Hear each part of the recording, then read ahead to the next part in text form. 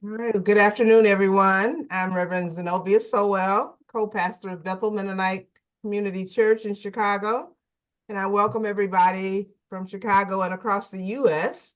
This is a Zoom brought to you by the Women's International League for Peace and Freedom and others, co-founded, in 1915 by Chicago's Nobel Prize winner Jane Addams and others. WILPF is the oldest international women's peace group with branches in many U.S. states and other countries. As I begin, I'm reminding everyone to stay on mute, except for our speakers as we call on them. Efforts to restart the Chicago branch are bearing fruit. Please consider joining WILPF US at www.wilpfus.org. I'll say that again, www.wilpfus.org. That link is in the chat. Once you enter your address, you will automatically be put into the restarted Chicago branch, and dues are just $35 a year. And unite you with peace women across the globe and across the U.S. I wish to thank WILPF US section for hosting this important Zoom call on immigration, which is particularly a sensitive issue in Chicago. Our three speakers are Rima Schultz, Gabriel Pamonte, and Johannes Fabi.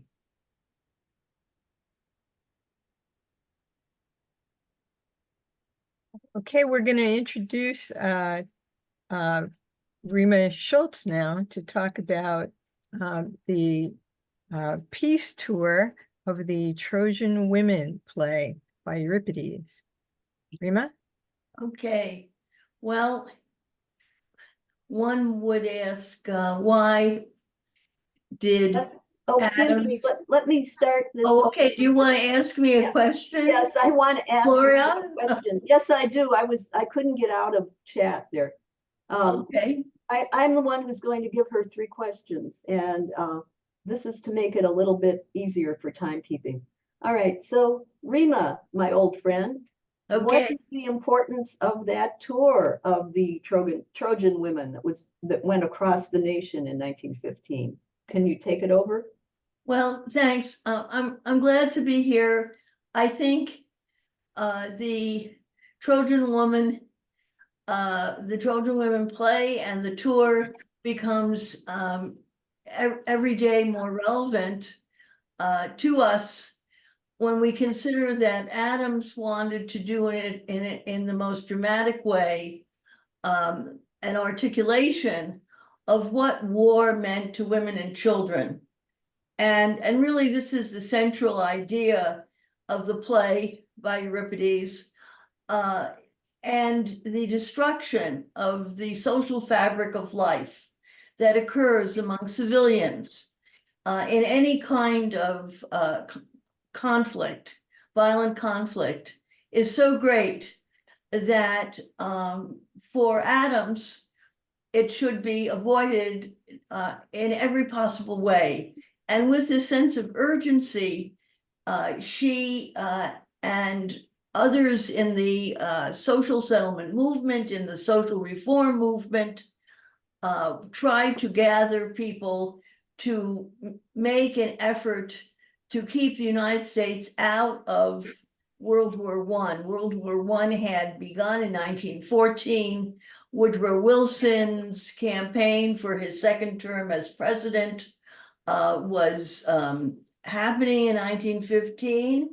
The idea that he would be motivated to remain neutral was very important.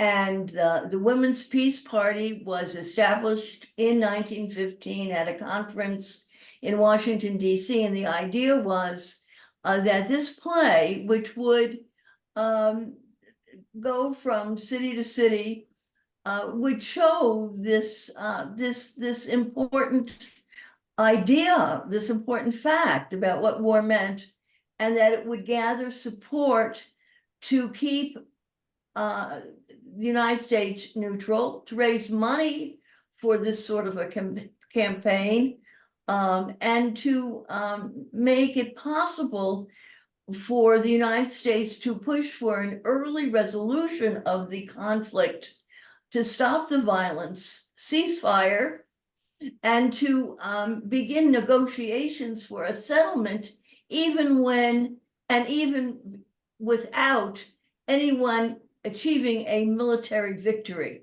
This was the desire of Adams.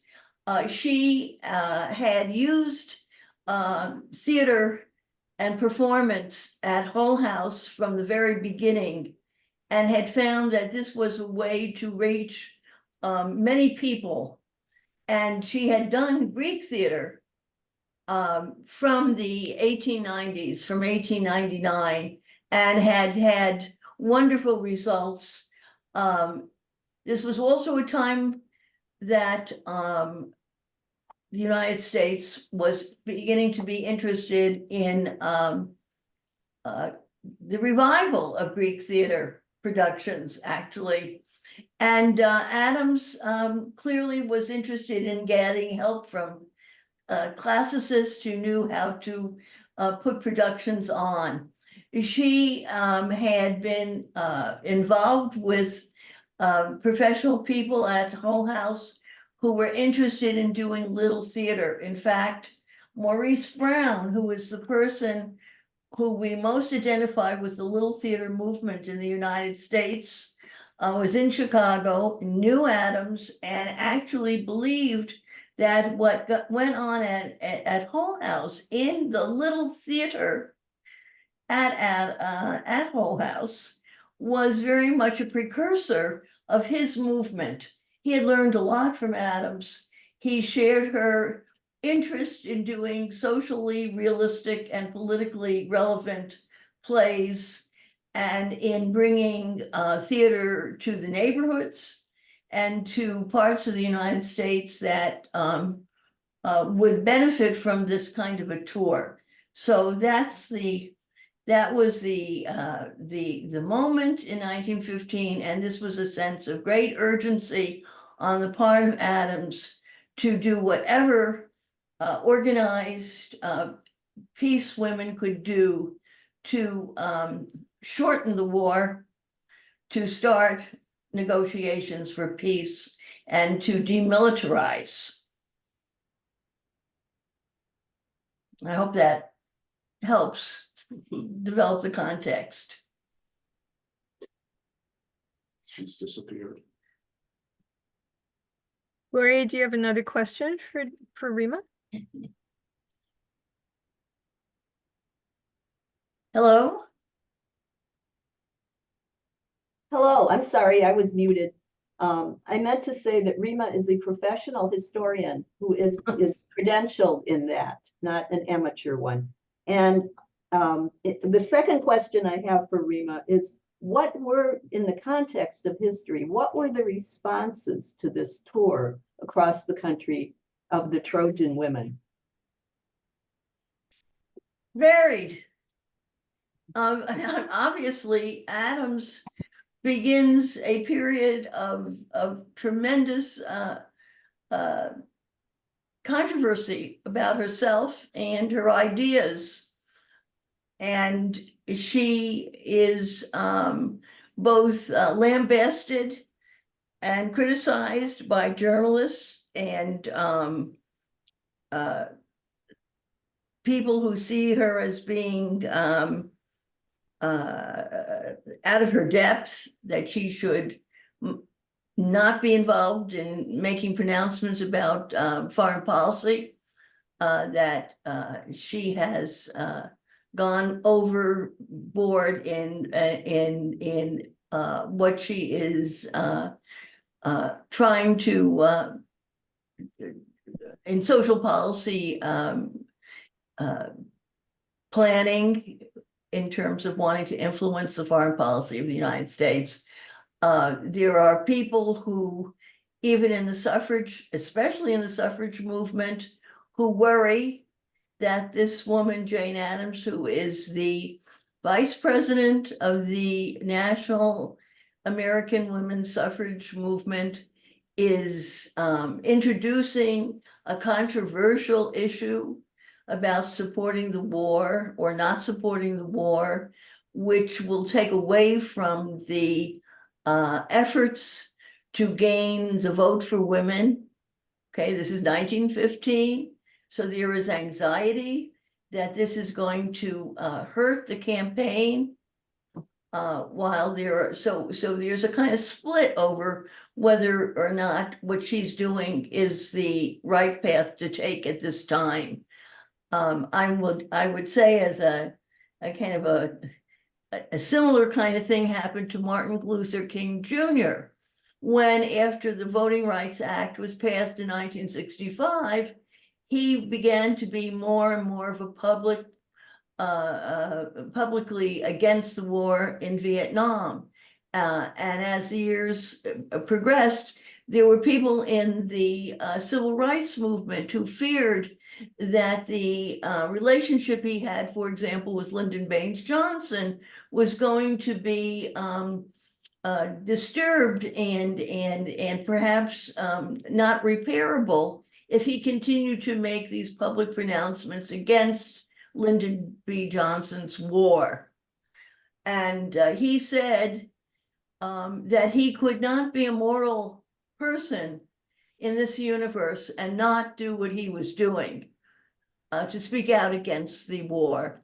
And Adams, in a letter to one of her friends, made a similar statement in 1915 when she said that even though she was an older woman and wasn't so well, and she had many things on her plate already, including leading the suffrage movement and so forth, she felt compelled to leave the safety of the United States and go on the famous voyage to The Hague, which she was going to do that same year, 1915, that the Trojan Woman tour also occurred. And we know that this was a dangerous and a difficult journey that the women who went to The Hague to try to put together a plan for a peace settlement, this whole idea of coming together in a neutral place, but doing it in war-torn Europe, in the context of war-torn Europe, being on the Atlantic Ocean at a time when war was very real, was very dangerous. But as she wrote her friend, I cannot not do this.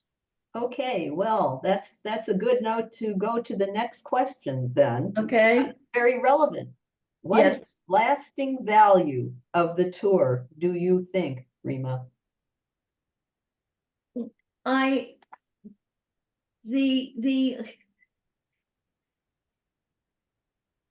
The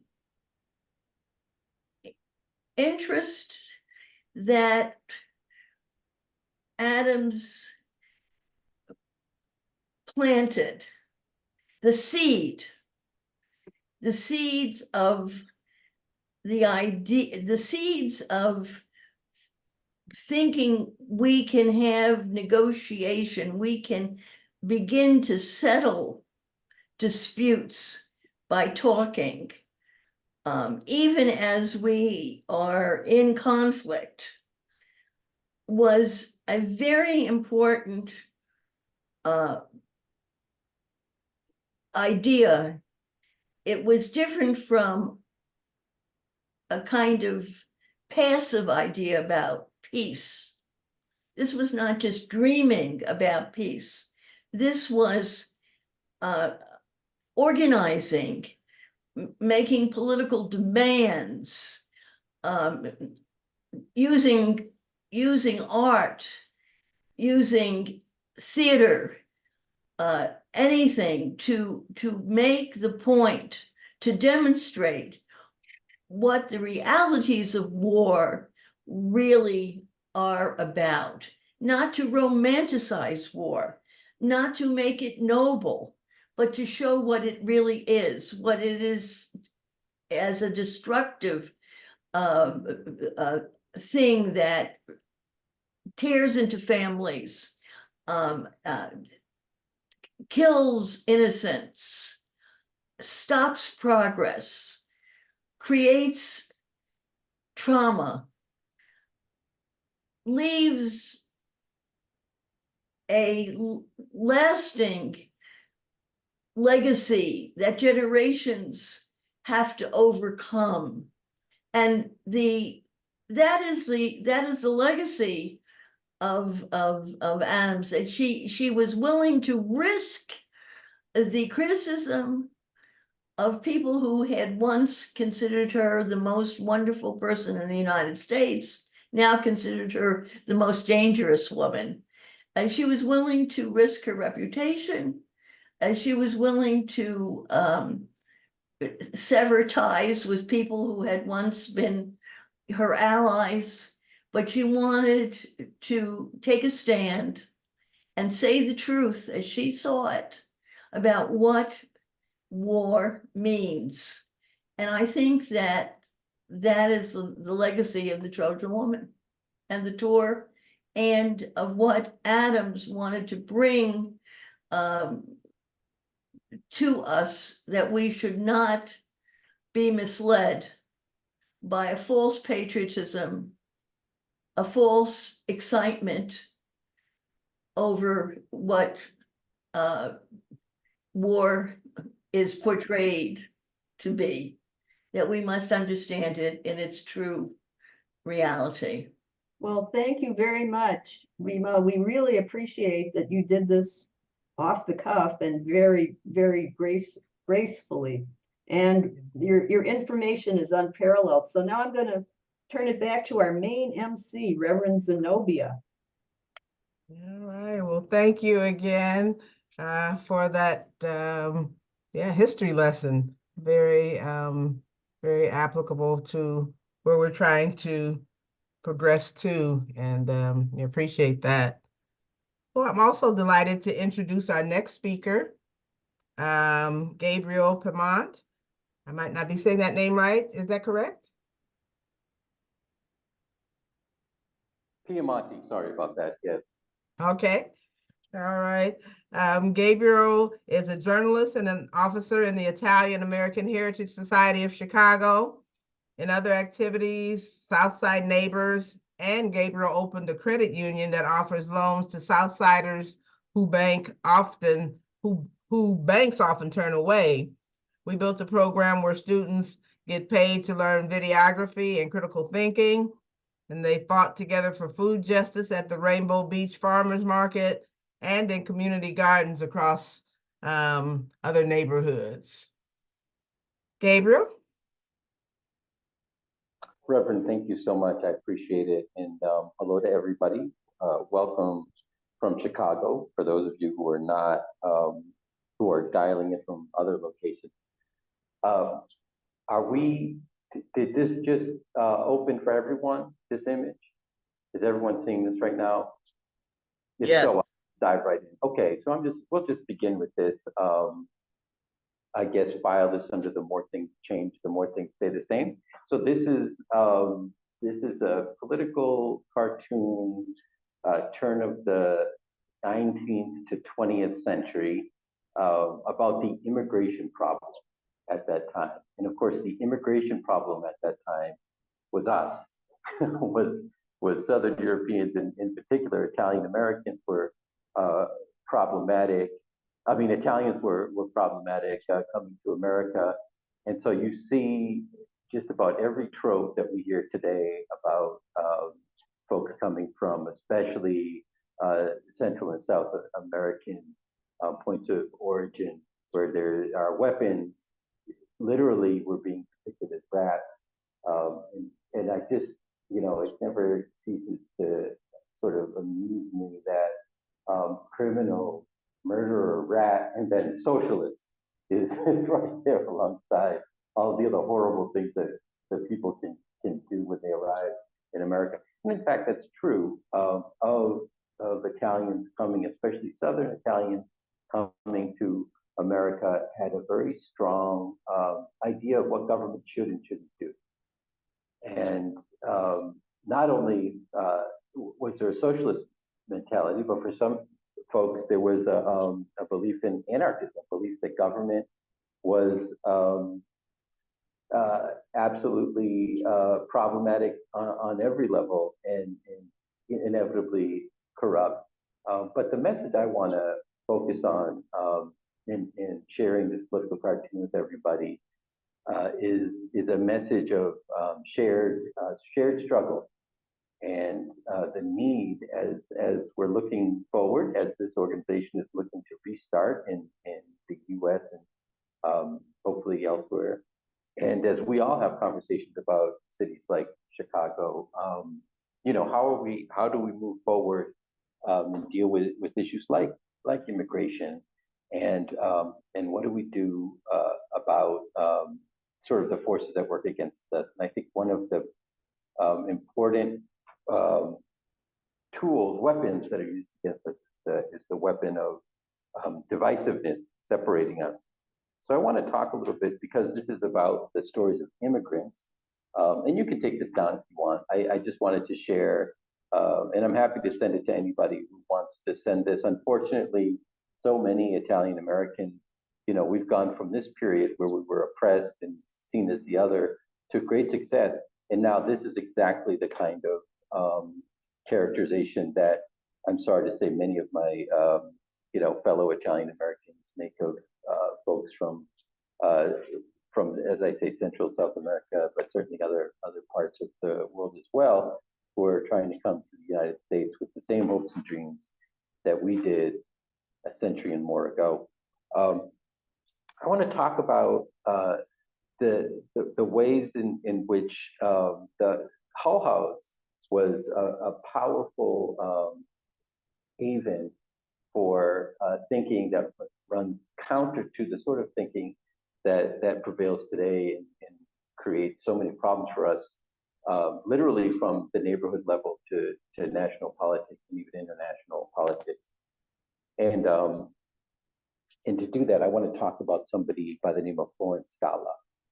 And Florence Scala was an ordinary woman living in on Taylor Street in the Italian section of Chicago, and working, volunteering, and lending a hand at Hull House, and was herself the daughter of immigrants. So she was, you know, in the United States, and a United States citizen, and wanted to extend some of the, you know, the resources she had in the past, her family had been enjoyed in the past, to people who were coming from other parts of the world, including Italians, but certainly not limited to Italians. And so in the 1940s and 50s, she was a very active presence at Hull House. Someone's asking in the comments how to spell Florence's name. Florence is Florence. Scala is Scala. So while she was involved at Hull House, the city announced that it was essentially going to dismantle the Italian American section of the city, including impacting Hull House. And what was set up there, I feel like there are two important sort of institutional presences that it's worthwhile to think about when talking about stories of immigrants in this part of the city in Hull House. One of them was the UIC, University of Illinois at Chicago. And so a huge part of the neighborhood was swallowed up, demolished, sort of paved for, yes, it's Florence Scala. I see there's a conversation in the chat. That's correct. Scala, C like chocolate. So a university, and we all know and recognize that universities for a long time served as a kind of vehicle through which one would become more Americanized, more middle class. And certainly that was true in the 40s and 50s, essentially displaced an immigrant neighborhood in order to establish itself. The other important thing that began in that period of urban renewal and moved forward from there was construction of a massive network of public housing. And I'll get back to that in a second. But these two sets of plans were, of course, recognized by people living in the neighborhood to be just an absolute existential crisis for them, including Florence Scala. And so Florence, I believe, I maintain that Florence, who became a leader, an absolutely unparalleled hero, in my view, of Taylor Street and Little Italy in Chicago, got her sort of political acumen, her sense of courage, and her sense of entitlement. And I say that in the most positive way, that we are all citizens and all deserve to be treated with respect, from Jane Addams, from Hull House, from her experience there. And so by serving others and trying to share the benefits of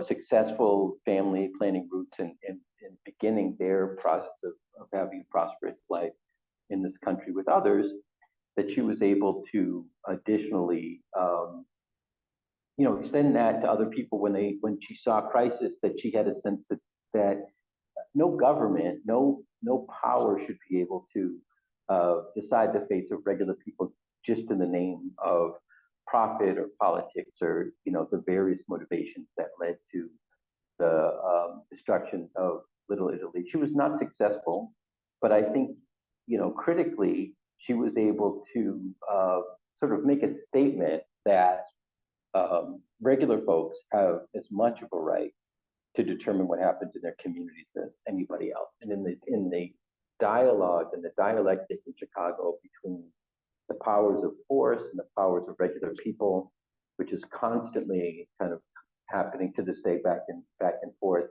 I think she landed a critical blow for regular folks and sort of made the case through action, praxis, that anybody has the right to stand up and say, not in my neighborhood, this thing should not happen in my neighborhood, not without us being a part of the conversation.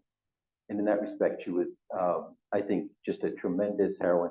Our organization, the Italian American Heritage Society of Chicago, awarded her posthumously the Garibaldi Award for Political Courage. We awarded it on her behalf. Her nephew accepted it, who's still alive and is living down in Indiana, if I remember correctly. And we had a discussion on the night that we awarded her that, along with a couple of other people receiving awards, about this, the importance of political courage and what that looks like in the 21st century and what we need to do. So there are a couple of things I want to say, and I know that I don't have a lot of time, so I'm just going to make a sort of a broad point of talking about the political landscape in Chicago today and the way it sort of redounds across the country. We, of course, like many other cities, are managing the sort of cynically manufactured crisis created by Republican governors, where we're receiving huge numbers of folks who are coming from other countries seeking asylum, shelter in our country. It's created tremendous controversy and tension. I worry that, of course, there are political lines along which these issues fall, but there are other lines as well. And I think sometimes we're so comfortable in our political position that we lose sight of certain things. And in the spirit of Jane Addams, in the spirit of Hull House, and in the spirit of solidarity, I just want to observe that we have, I think, in some cases, as we're having discussions about how to manage this crisis, excluded the voices of other people who do not have power. in Chicago. And this has been a challenge in our city that is a recurring theme. And I think that even when your broad position is correct, we can sometimes make mistakes on a smaller level if we're not including everybody.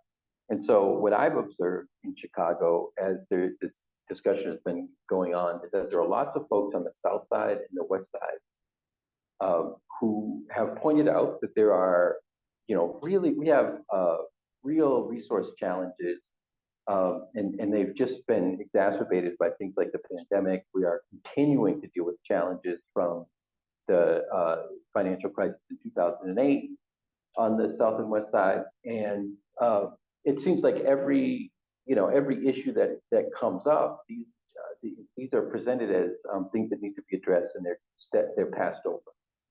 Now, in this case, what's happened is we have this really unfortunate sort of division between folks who feel like resources that could have gone to Chicagoans who are in need of help instead went to new arrivals.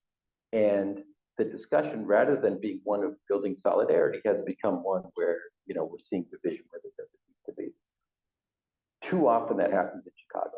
And I believe that if we think about, and across the country, if we think about the intent, the purpose of Hull House and what it did very successfully for a very long period of time was bring people together. So when you would arrive to the city, it's not just a matter of the fictional melting pot, but it's a matter of making people feel both welcome and the broader community around them feeling connected. And so this is the legacy that I believe we are trying in Chicago. The Italian American Heritage Society and other groups are trying to work to achieve a different kind of framing of issues, not just this one. That's just an example that I think is directly related to the topic today, but that in general, when we think about immigration, when we think about immigration reform, when we think about the scarcity arguments that tend to fuel anti-immigration sentiment, the same ones we heard, over a century ago when we were arriving, that we need to remember that there is, at the root of that argument, there are resource challenges that are not about a limited amount of access to capital, but that the money we need, the resources we need, are not going to the places they should go to begin with. And that's the conversation we should have. That's the conversation Jane Addams was trying to have when she started to become enough of a threat that everyone has, we just heard through a really outstanding recounting of some of her important peace work, just about everybody became anxious around her. And I think it is apt to invoke Dr. King, who also saw this sort of challenge. And really for, Italian Americans first coming to America, there was a similar sort of pushback when people arrived. And some were about anarchists, some were about socialists. They said, we need to organize as regular folks, all of us. Well, a country that had a foundation in racist divisiveness and chattel slavery pushed back on that and said, we've got to do this a different way. And I think in a lot of ways, the sort of false choice we have within the national parties today is sort of options without that solidarity. It's really looking at a future, a vision of the future that perpetuates inequality, perpetuates suffering, and really kind of reinforces an idea of scarcity that makes it absolutely so hard it's almost impossible to talk to people about bringing more people into our country, giving more resources to regular folks. It just becomes very difficult. And the last thing I'll say that is sort of I think an important coda, as we're talking about Hull House and Taylor Street in Little Italy, and how all of that work that was being done there was dismantled both the institution and the neighborhood, that one of the weapons that was used to destroy the neighborhood was to construct public housing where there had been homes for regular folks. And, you know, those public housing developments have now been demolished again. So they were used to displace the people who were living there, mostly Italian in the community. Most of the folks who ended up living there over the life of the public housing, which was, you know, Abla homes, it was a massive stretch of property that, you know, went as far north as Cabrini Green, was mostly residences of Black Americans. And so you had that same sort of, you know, using different groups to divide one another. And now those folks have all been displaced from their homes. And so when you hear the sort of frustration around what's happening in immigration in Chicago and other places, that's absolutely a piece of it. I apologize. I know I went a little bit over time. I'm just going to stop there. And thank you so much for inviting me, all of you. Thanks very much.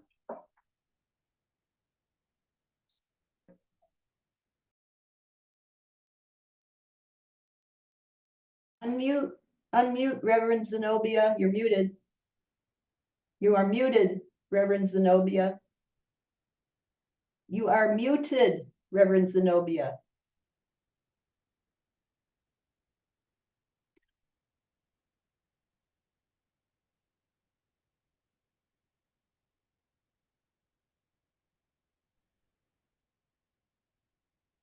Okay, sorry about that.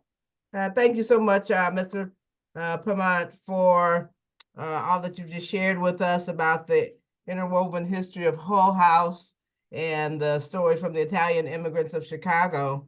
We know your hard work on food deserts in South Chicago, and access to credit via community-run credit unions will make positive changes.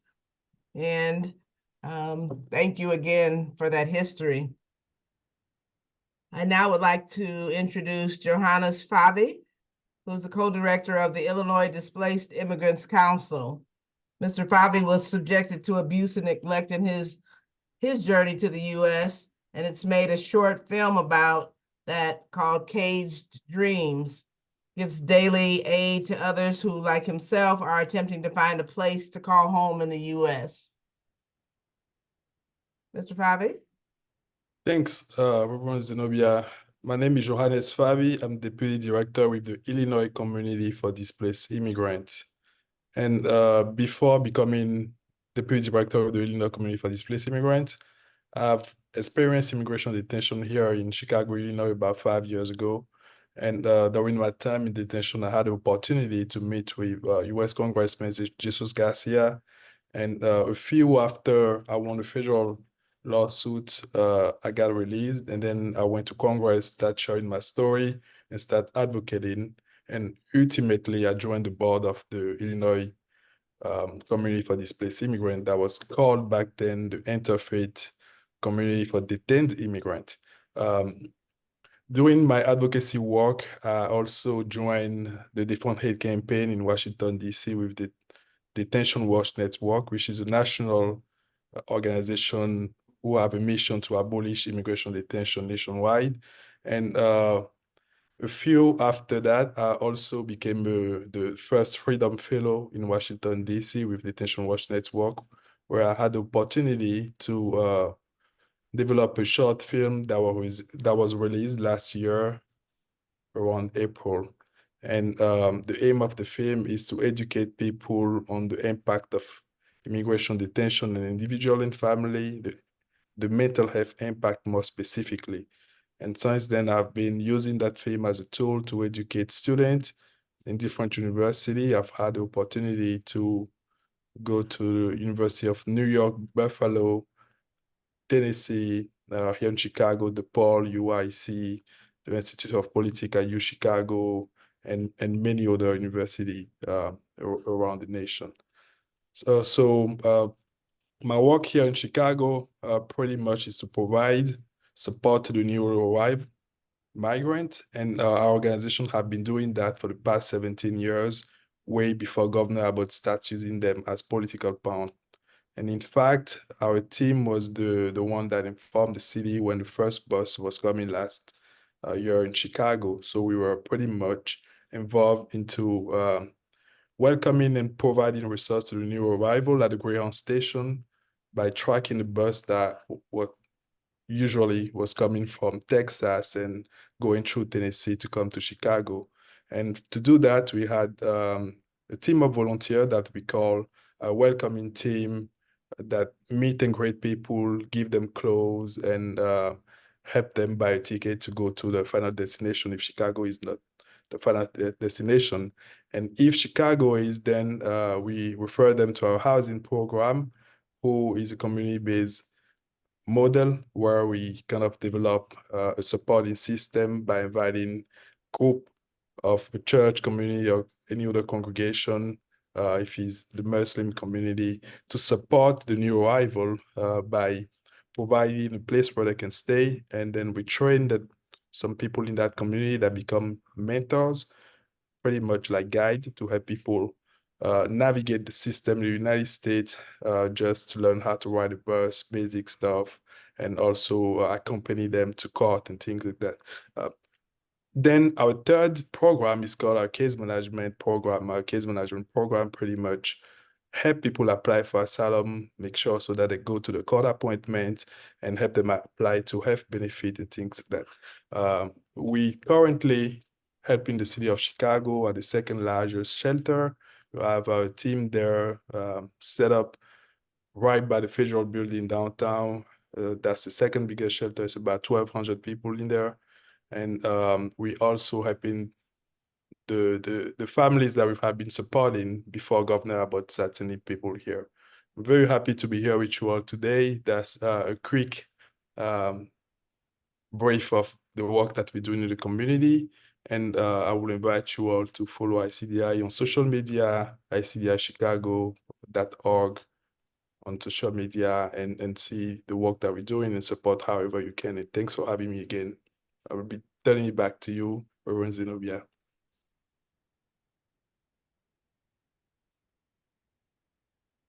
I'm happy to answer any question that you might have at the end.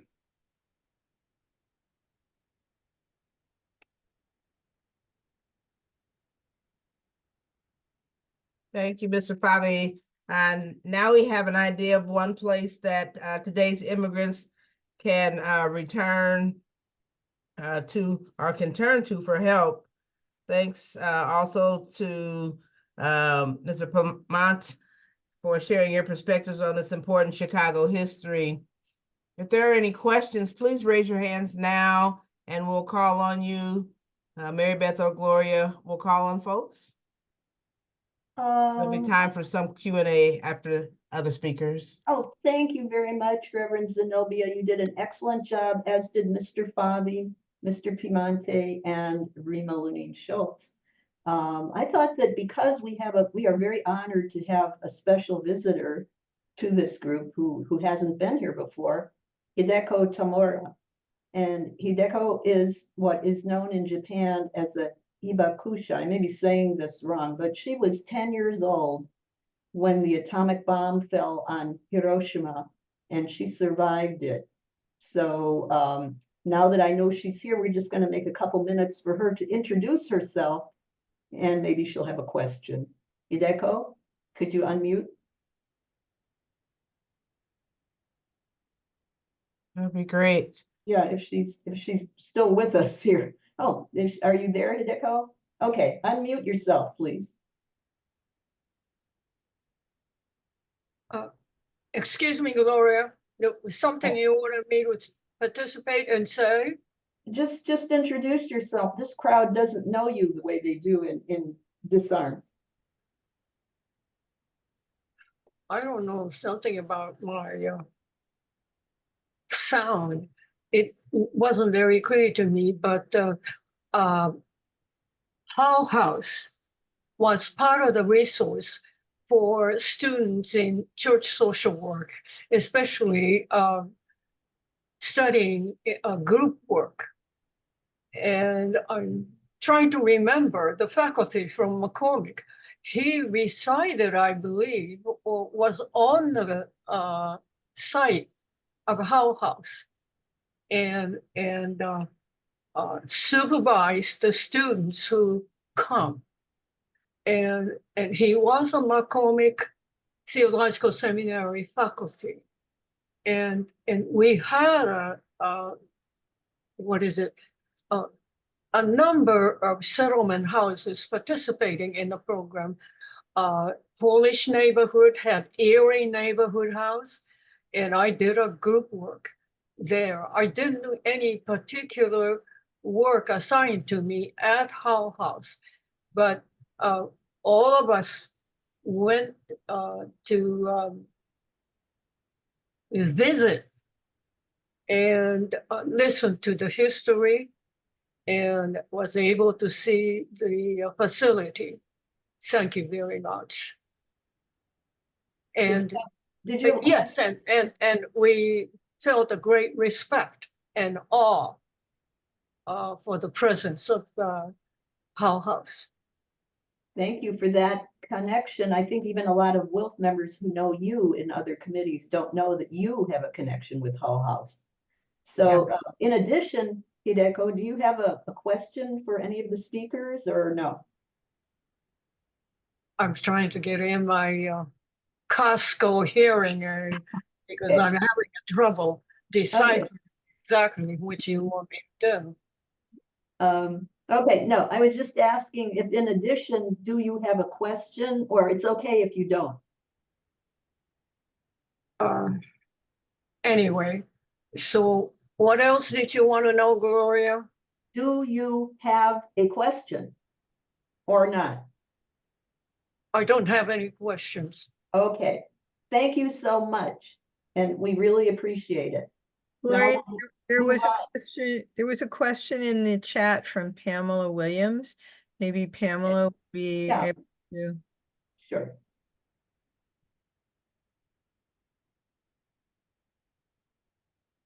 Hello, thank you. I had asked a question about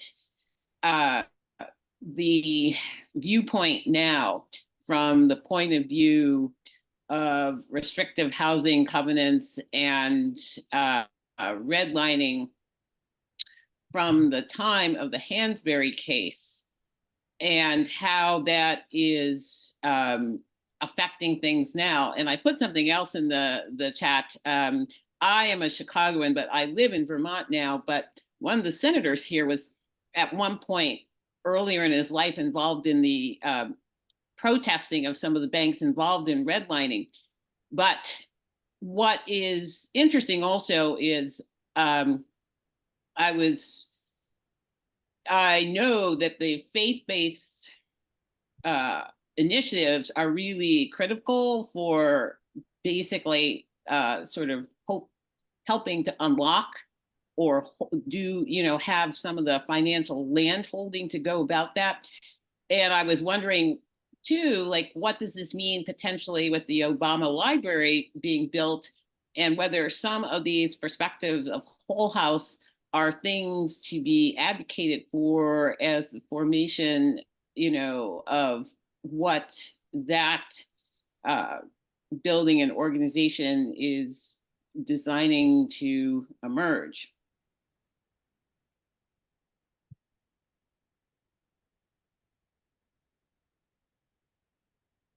Whom were you addressing the question? I think she was talking to Mr. Piemonte. Oh, Mr. Piemonte. Yes. And thank you so much for that. I'm actually a resident of Woodlawn, so I live about a block and a half from the Obama Center construction site, which incidentally is on 19 acres of what was public parkland before they took it for the site. So I think they'd be happy to have a sort of museum piece, sort of in the same way that UIC has turned Hull House into a kind of tourist destination. I think they'd be happy to, in a retrospective way, have that there. But they're actually creating incredible displacement as a result of the way that development is happening and triggering speculative development in the community. It is true that faith-based efforts have been important in my view. There's a lot of good work being done to the extent that affordable housing has a positive impact on the city and even on a national scale. But I have a very specific view based in part in doing the organizing work. And I was just one of a whole there were about 8 or 9 of us who were doing that work that led to opening the Southside Community Federal Credit Union. And my perspective is that banking is structurally, in the United States, is structurally incapable of not being anti-Black. I think it's possible to introduce reforms that make it easier for people coming from other countries, for people with limited means, but it is designed, it continues to be baked into the system that Black folks just aren't treated the same way. I think the problem is so deep that it would require a radical reorganizing, really, of our entire economic system. My view is that nothing short of actual authentic reparations can fix that problem. I don't think the current system is designed to create equity. I think fewer and fewer people have access. And this is a good kind of illustration of the solidarity piece element of what we're talking about. Because if you don't deal with the sort of rotten foundation of our economic system, then we're really tinkering when we develop affordable housing units, when we get a few vacant lots to build, a mixed income development.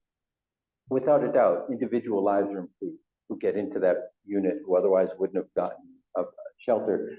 But until we really address the inequality that's what happens when you have an economy based on chattel slavery that never comes to terms with centuries of that inequality, then the problem doesn't get solved. Without solidarity, inequality, there's no plan B.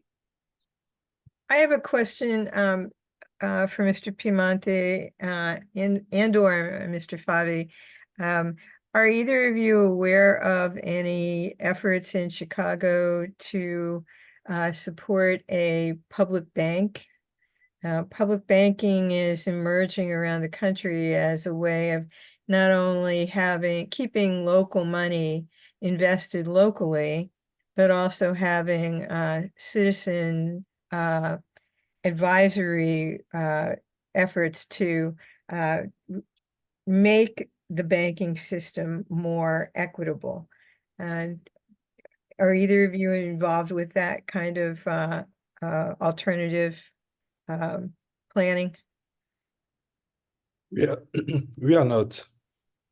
No. So the first serious reference to establishing a public bank was a couple of municipal election cycles ago. Amara Enya, who is a brilliant woman who was working on the West Side at that time and now is working for the UN, advocated for it. It's been mentioned since then. In my opinion, not in any serious way. It's not something that the Chicago Teachers Union is particularly interested in. They have some interest, but they're not pushing it. And they are kind of the driving force behind the sort of center-left politics in the city right now. My view is that public banks have the same problems that other banks have, just in a nicer way. The issues without regulatory reform, I'll have to check that, Carol, when I'm done running my mouth, but I think that is her. Without regulatory reform, even public banks are constrained by how they can loan. When we were developing the credit union, we had the vice president of a bank that was given to us sort of, he was able to do whatever whatever we wanted him to do. And the reason we had so much access to him is that was a bank that had been lending to folks with limited resources in predominantly Black communities, and the federal government was going to shut them down for that. Yes. If you look at the original policy that was written in the 40s, it literally lays out the geography of where you shouldn't loan and refers to Black folks as a disadvantage. And some of that, the system the regulatory system that was created from that racist foundation is the same one we're using today. Uh, So did- that's, yeah. I see George Friday's hand is up. Go ahead, George. So is Robin Lloyd's and Teresa Elamines, but my question is for, I'm not saying your name correctly, XXXT. Earlier when you showed the image of the people in the boat and Uncle Sam supposedly trying to stop all of these people from immigrating that they didn't want. Every single person or image of the people who they made look like rats was brown. And you describe them as Italian in that representation. Please do share that. And you said when you were talking about it that it was around the turn of the century between the 1900s and the 2000s. Will you say a little bit more about the time that happened, how it was used, and how it feeds into the anti-Blackness that you were talking about? Also, I was really glad to hear you mention reparations. At WILPF, we have an advancing human rights working group on reparations, but the chair is here, so that's enough on that. So yes, the connection, the date of that image and its use to feed anti-Black. So I would say that the date, I'm gonna try to find it as I'm speaking to you. So forgive me if I'm a little bit halting while I'm doing both. But it's a political cartoon specifically about Italians coming to the United States. So it's you 19, know, although someone says, hopefully, is the date of that illustration. somebody gave the date. Yes. 1903, that's right. And yes, they're presented as dark-skinned partly because Southern Italians were coming to the U.S. and Southern Italians, Italian Americans are pure. You know, both Italy and Italian Americans are much lighter skinned after a century of intermarrying with as many, you know, whiter folks, Europeans and Americans as possible. But the truth is, Mediterraneans are not, it's virtually impossible. There are DNA characteristics of Southern Italians and Africans that are shared and that exist nowhere else in the world. So the connection is that I think the existential crisis represented by Italians coming to America in relation to Black Americans was twofold. One is that the traditions, the political traditions, didn't recognize sort of differentiated racial categories. So they were talking about equality. It was the Italian anarchists that started agitating for labor unions for everybody, not just labor unions for all types of work, but for all people regardless of skin color.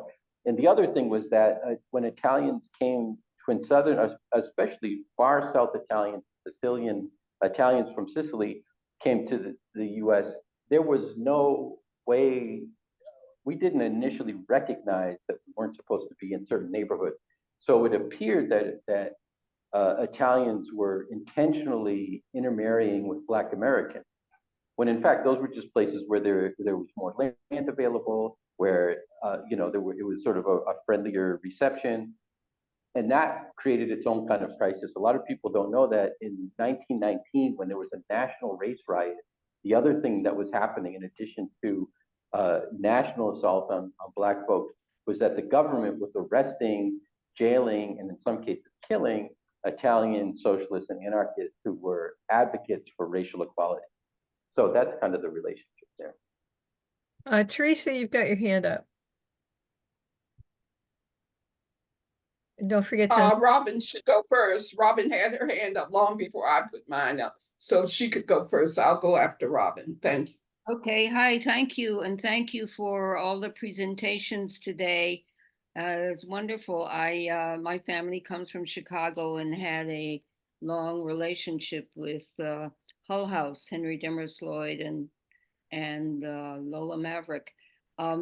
My question is about the play, The Trojan Women, and so I guess this is directed to Rima.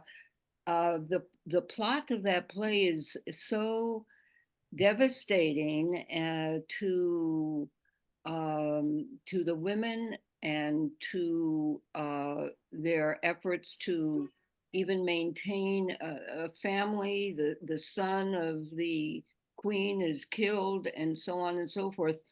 And I'm wondering if, but on the other hand, it seems as though a number of the themes from that play resonate from what we hear from Gaza now about women, the difficulty of their lives and the breakup of family and so on and so forth. So I'm wondering, is anyone thinking of showing the Trojan Women or staging it again for this difficult time? Yeah. Well, that's a good question. I immediately began to think about Gaza when I was reviewing in my mind my thoughts on Adams' the tour in 1915. I don't know of any particular efforts being made. Maybe that's a project for WILPF. Could I add to what Rima is saying? I contacted about 100 people in theater and in classics in Chicago. And I wasn't able to reach out to everybody. I'm still working on it because I can now send them the link to the recording. I'm trying to reach all of the theater people in Chicago. Not a lot of response, and it's the same marketing problem, the same bottom line and commercial problem. They know that this would be very controversial. They know that they depend on very conservative suburb people for their season subscriptions to their theaters. So things are not easy for this kind of a thing to be done. And I assume in those days, in 1915, it was also not easy. And the main funding came from the Carnegie Institute for Peace, or whatever it was called back then. So it wasn't a bunch of subscribers to a theater. That's what makes our theater. You may wonder why we only have a couple issues that they will tackle over and over, and never peace and never anti-militarism. It's because they can't. And so I'm trying, in a sense, not to shame them, but just to make this visible in the subject line. So the people in Chicago's theater community, which is supposed to be second only to New York, know that we're out here and we're trying to do this while they're not. Yeah, I'd like to make a comment along with what Gloria is saying about the problem of funding this kind of theater. I am disturbed that I believe public television and even public radio, because of the costs of things, is relying more and more on what I would call benevolent capitalist support. And it's not called ads, and yet products and companies are featured, because they're contributing to, public television. And even though there are campaigns for individual subscription and there are obviously individual donors, but we have to think about how we balance public and private support in ways that really allow for innovation and for dissent, because I think we are having a lot of trouble creating public space for dissent. And that's one of the things that Adams did at Hull House. She didn't agree with the anarchists, but they had a forum. They could speak at Hull House.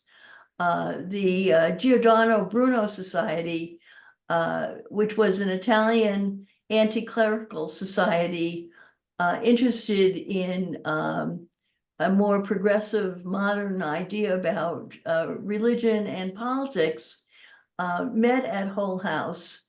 as a community group that was not sponsored by Whole House, but was allowed, but used the facility as a community group.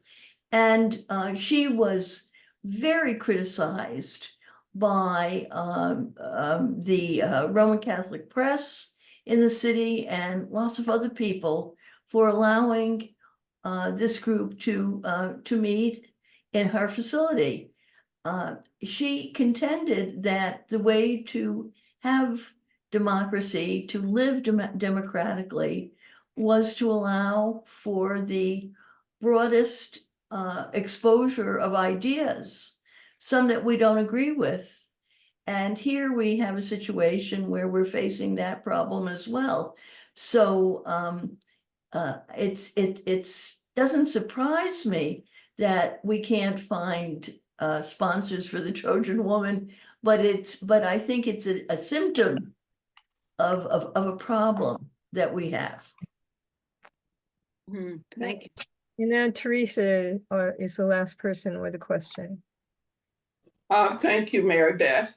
I do apologize for joining a few minutes late, but my memory of migration in the Chicago area goes back to my union organizing days, when there was a real effort in the 90s by the Service Employees International Union, which started in Chicago, I believe around 1921, as the building trades union, really janitors cleaning buildings. And as SEIU began to hire, looking for people, more diversity in hiring, I remember how difficult it was for a woman of Latinx descent who was like a fifth generation migrant, and she did not speak Spanish. And they were looking for somebody who spoke Spanish. And I found it interesting that the history of migration from the global South into the Chicago area is not well known. And my question is really for someone who's talking about the diversity, just how many generations are coming from the global South? And the person who is named XXXT, I didn't catch his national origin. So I really would like to hear him speak because I really want to understand the Haitians and Africans and what that migration has been like into Chicago. So if he could say that. And then finally, is there a reparations ordinance underway for people of African descent in Chicago, as it has been in Evanston, Illinois, which is a famous, very famous reparations ordinance, which is not that far from Chicago proper.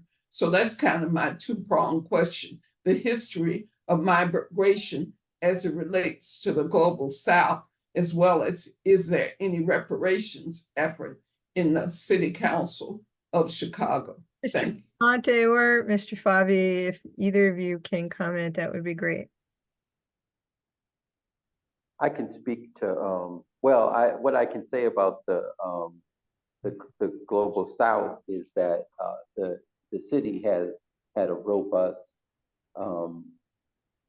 influx over the years. We have a substantial, on the south side of Chicago, we have actually a substantial African population that's sort of interspersed, and there are enclaves, but by and large, you know, there's been sort of peaceful integration because people aren't aware of.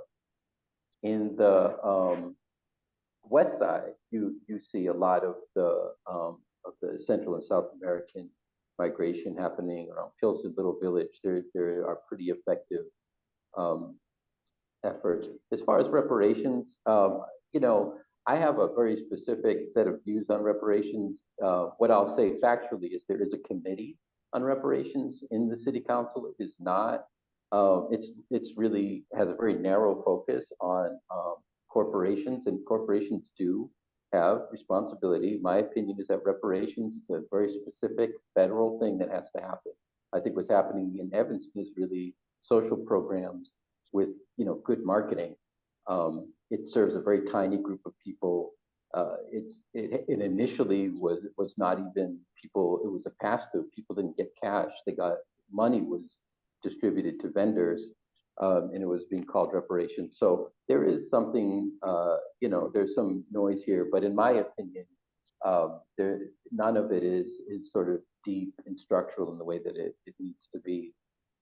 That's what I'll say on those two subjects. And I apologize for my name, by the way. I had to register a second time to get in, so my name is just some X's and a T.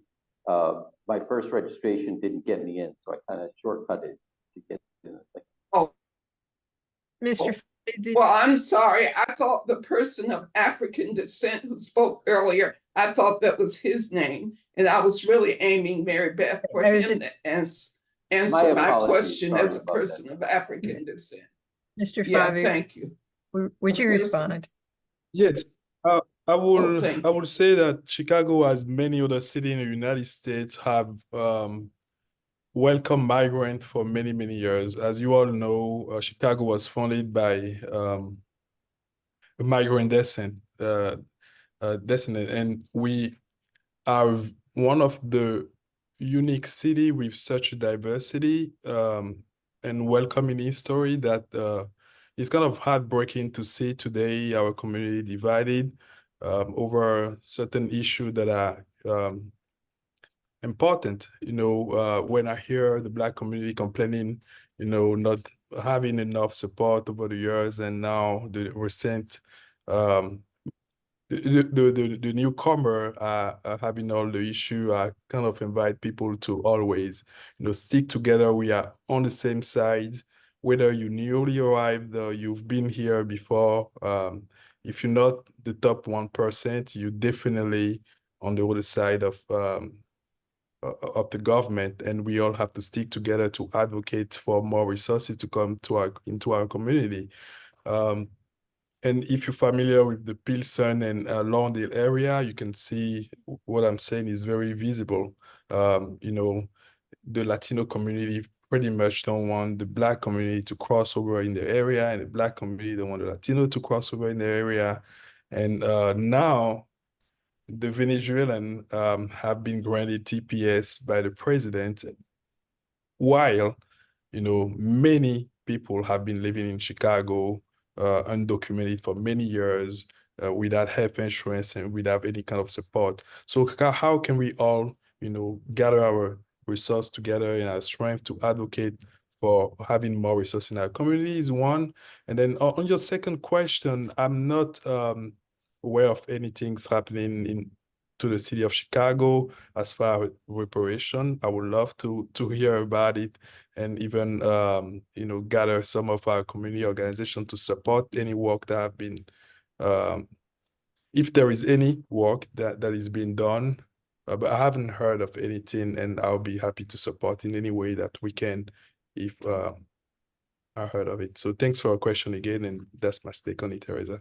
Mr. Piemonte, maybe you could be in touch with Mr. Fave about that branch of the city council that's working on it. It would be my pleasure. I'll put my email in the chat. Thank you. I wanted to say that I'll be representing our Chicago WILPF Restart team in person in Chicago the weekend of May 17th through 19th. I'm inviting any of you who have an hour to spare to meet with me on Friday, May 17th at 5:30 p.m. at the Greek Islands Restaurant at 200 South Halsted Street for an informal pop-up gathering in that restaurant's bar space. We'll chat about WILPF's history in Chicago and Hull House and our hopes to restart our flagship branch there, and any ideas you may have about how we can kick off regular in-person meetings. And it will be fun just to match some real faces with the email and Zoom conversations we've been having. I'll put that information in the chat. And I'm going to be in town that weekend for a special rally in March called May Day for Money.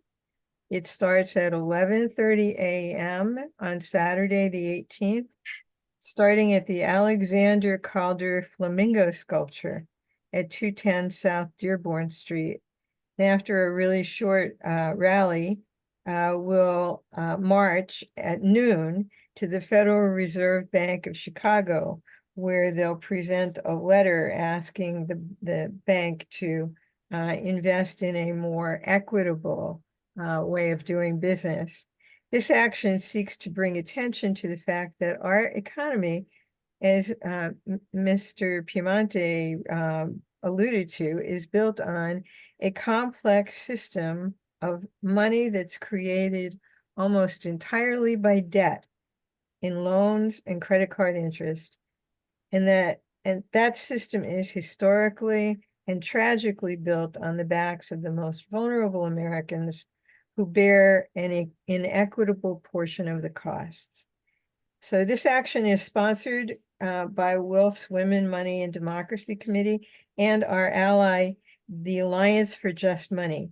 The Alliance for Just Money advocates for a transition away from our current debt money system to a just system of publicly created money.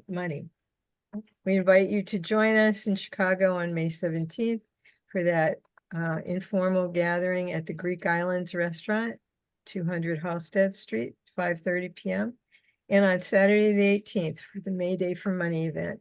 And I'll be putting some links in the chat. I hope to see some of you on the May 17th and 18th when I make the trek into Chicago. Well, I'll be trekking in. Thank you, Mary Beth. I'll be trekking in myself, but later on, and that will be the 28th of May through the 6th of June. And maybe we can set up a pop-up then with people. Anyway, this is me, Gloria McMillan, from WILPF Chicago branch, Restart Team. I know I'm the tail end of the horse here, but I want to thank each of you, all of our speakers today, Reverend Zenobia Soul for being our facilitator, Rima Lunine Schultz for heroically stepping in and very gracefully doing a good job on the tour of the Trojan women, can't say it, and Mr. Johannes Favi for taking all their time to bring back life and focus on the stories from Chicago and Hull House's past, and not least Chicago's present, which is very trying. We are following the work done at Hull House. We really are, more than a century ago. I hope you're beginning to feel that. We're not just setting up a new branch here. We are bringing back connections that should never have been severed, right? Right, okay. And we hope to address the social ills of the anti-immigrant bias, housing insecurity, and also environmental degradation and environmental justice issues. And people on the South Side, if anybody know what I'm talking about there. These are topics we hope to cover at a later Zoom, so stay tuned. And I just have a few more words, folks. We are determined to reactivate WILPF's flagship Chicago branch, and these are the virtual events to do that. Our next virtual event will be, that's wrong, will be in late July, probably early August, so that everyone who registered for this event will get an invitation to the next one, so be looking for that. And we are building our restarted branch and our community connections even more so back. We're invested in peacemaking, conflict resolution, and a feminist vision for a world without war, where everyone has a chance to thrive. So please take a minute, when you have a chance, look at our WILPF US website. You can join, and anyone can do that. For a year's dues, it's only $35, which will give you a joint membership in the International and WILPF US. And you will receive our Peace and Freedom magazine. And there's monthly news and events like this. So please, think of us on the behalf of WILPF US and the entire Chicago Restart team. Thanks again for joining us today, and have a great rest of your weekend. Mary Beth. Yes, Teresa. I just wanted to ask, because I know quite a few people in Chicago, who in this meeting is actually in Chicago and on the Restart team, who is the actual Chicago folks in this meeting who are on the Restart team. Could they identify themselves? It's Gloria McMillan. I'm not in Chicago though. No, she's not. So I mean, I see Zenobia is raising her hand. Could you put your info in the chat? Because I want to connect you with a few people I think who might be willing to be a part of the Restart team. Teresa, could I say Rima Lenine Schultz? She's major, and also Reverend Zenobia, but don't overlook Rima because she's 50 years of trying to keep what Hull House did not being erased. And right now, what with capitalism, they're trying to make her into a McDonald's hamburger here in Chicago. So she's very important, and she is in Chicago. She's part of us. Oh, well, great. And George, if you could do me the favor of saving the chat, for some reason my laptop won't allow me to do that.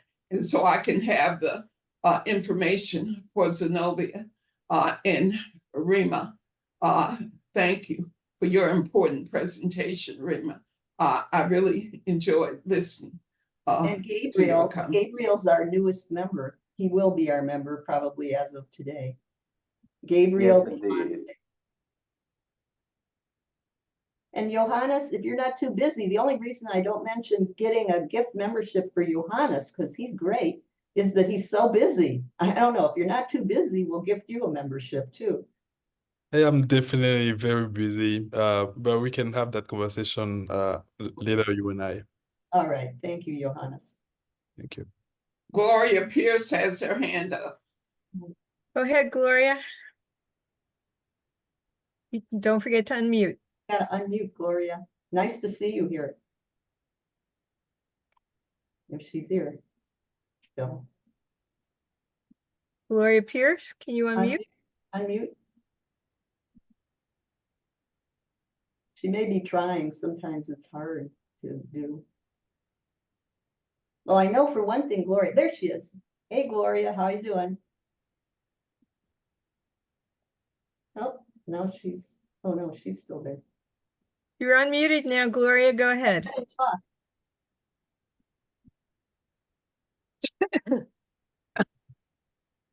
Uh-oh. It seems like Gloria is having some sound issues. Okay. Can you hear us, Gloria?